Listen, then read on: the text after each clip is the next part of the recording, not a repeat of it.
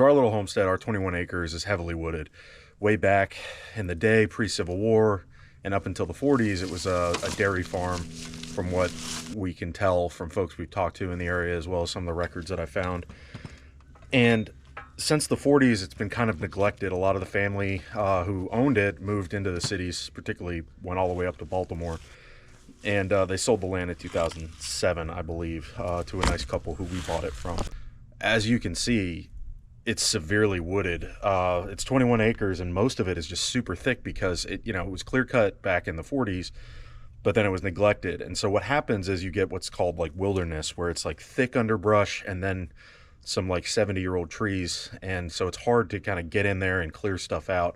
But if you want to raise any kind of animals, it makes it pretty difficult. So what you have to do is you have to go through and you have to clear some of it at least. Now, what we've been doing is we've been clearing some of the underbrush and putting pigs in, and the pigs can go through and they can till the land and they can do a lot of cool stuff to kind of get you a little bit of a jump start of clearing that area.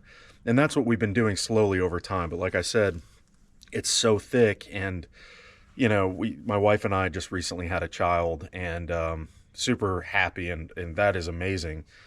But what happens though is life kind of gets in the way, and I don't really have as much time as I'd like to kind of clear all this land out and turn this homestead into a lot more, get more animals, do a lot more cool things, so it's just the way it is sometimes. And so what I did is I decided to hire out a company to come through and clear 2.5 to 3 acres.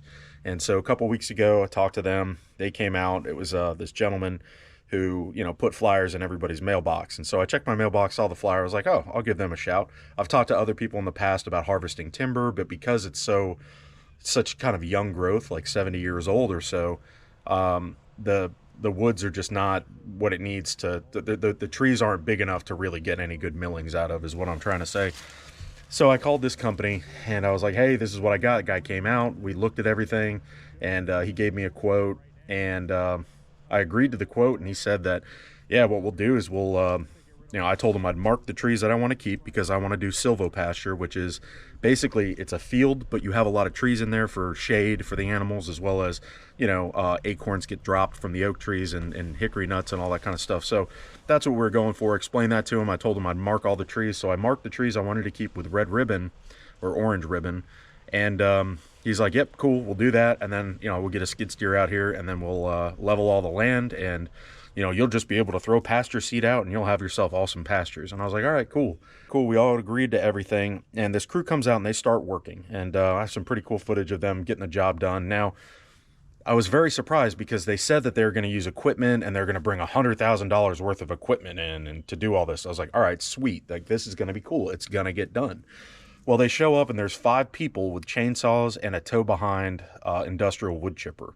Now, cool, there's a lot of brush that needs to get chipped up, and that wood chipper is so big that they managed to actually chip up some pretty like 8-inch logs and stuff like that, and branches.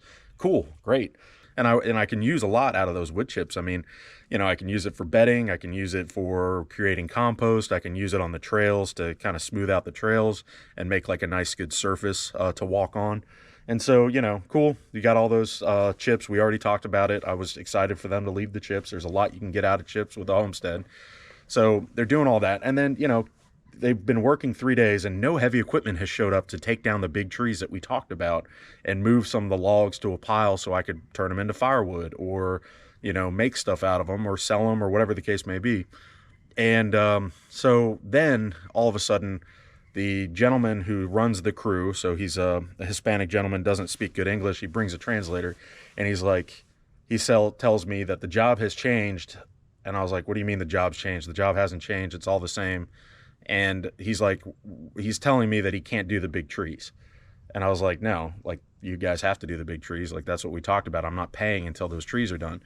So basically what happened is I paid them for the time that they worked and then fired them. And I just, it's frustrating because I really wanted to get this thing done so I can get a jump start in getting, this homestead up and running and get maybe some different animals in here and actually like create a better environment for what we have here. And, these people failed me, and it's pretty frustrating. They were drinking on the job too. Found some 24 packs that they left. and it's just, that's not really safe, especially when you're dealing with, you know, the wood chipper and all that kind of stuff, and that was kind of concerning. So you know, I fired him, and then, you know, luckily my father-in-law came down from Jersey John, a good man, and I'm really thankful that he comes down to help us out. And you know, my mother-in-law helped watch the baby while John and I got out there and started getting some work done. And we started just working on a little bit of a clearing for the pigs, to move the pigs. We got Jersey John here, Going on. special guest appearance. And what we're doing is we're just clearing some woods real quick to move the pigs. So we're gonna put the we're gonna clear some area here, and we're gonna run this electric netting through there, and then we're gonna shift the pigs over to some new area. So get these woods cleared out. So here we go.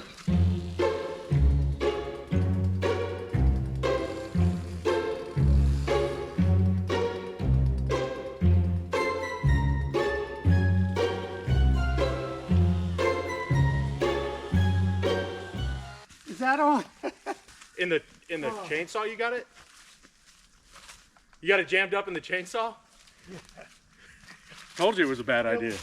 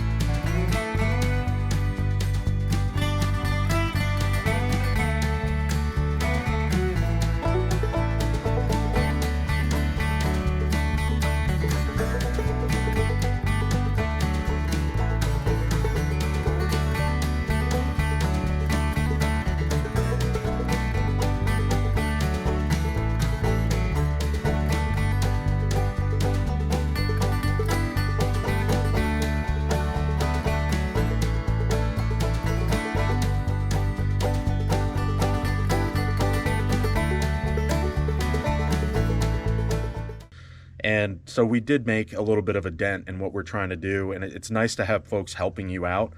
But this whole experience has just been very, very frustrating. But that's life, right? Like, nothing ever always works out perfect all the time, you know?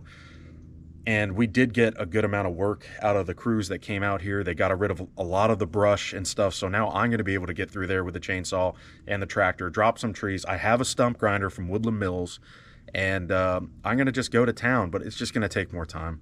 And so I guess the lesson that I've learned over this whole thing is just not to get frustrated at all the little things that happen that kind of push you back or set you back, and just, you know, just put your nose to the grindstone, get out there, and over time, you know, make this homestead what we want it to be, put some sweat equity in it, and turn it into exactly what we want. You know, if I want a job done right the way I want it, I'm going to have to do it myself. And that's fine, because luckily I got people like Jersey John to come out and help me do stuff. And, you know, we always don't get everything done that we want to get done. And sometimes he gets even frustrated too, because we try to do a task and we just get short, just short of completing that task. And then we start another task, and, you know, same thing. But we still get stuff done. We still get work done, and it's fun being out there and building a relationship with him as my father-in-law, and getting out there and chopping some trees down, and you know, just doing man stuff, you know. And it's, you know, where he lives in his neighborhood, he doesn't really get to go out and do this stuff all the time either, right? So it's very beneficial for both of us, and it's not just about having a job getting done, but building an experience, and you know, putting the sweat equity into the homestead that we have and the property that we bought. So the lesson I learned is, you know, if you're going to eat an elephant, you got to do it one bite at a time. You know, Rome wasn't built in a day, and, you know, it's just the way it is sometimes. Thanks a lot for tuning in. Again, I appreciate you guys, and y'all have a good one.